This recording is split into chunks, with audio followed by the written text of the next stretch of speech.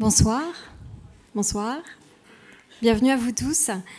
Bienvenue pour cette nouvelle cérémonie des prix éthiques et des casseroles de l'association Anticorps. À Anticorps, nous préférons récompenser des personnalités exemplaires qui nous tirent collectivement vers le haut. Voilà, on ne ressort pas indemne d'un combat mené contre l'injustice ou la corruption.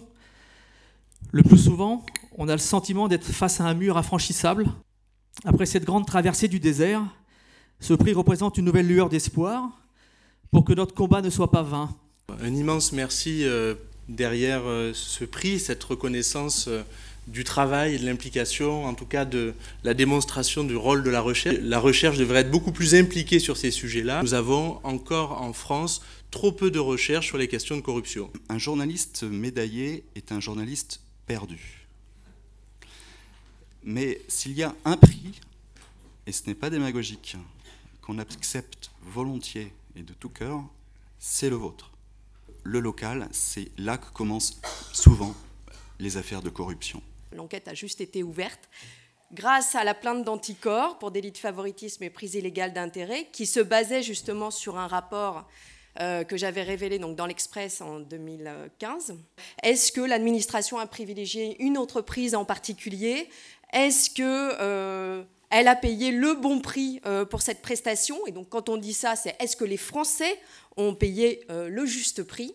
Merci beaucoup pour ce prix, ça me touche beaucoup parce qu'effectivement c'est un travail fastidieux toutes ces années dans les coulisses du Parlement. Le problème du Parlement français ou le problème avec le Parlement français, c'était pas des dérives individuelles, c'était bien l'existence d'un écosystème en soi qui, au lieu d'empêcher l'argent public, d'empêcher l'abus d'argent public, qui le favorise. On ne peut pas avoir des citoyens engagés pour une meilleure démocratie si ceux-ci ne sont pas correctement informés.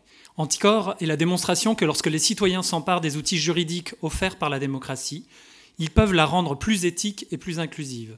Ce qu'on vit n'est pas fatal. C'est 80 milliards d'euros qui nous manquent chaque année dans le budget de la République. C'est à peine plus que le déficit annuel qu'on nous impose et au nom duquel on nous impose l'austérité. La finance a pris le pouvoir. Elle a pris le pouvoir mondialement. Elle a un pouvoir énorme et que ça a conduit à la corruption, ça conduit au lobbying. La prescription pénale, elle était de 3 ans jusque récemment, elle est aujourd'hui de 6 ans, suite à une réforme de la prescription de février 2017.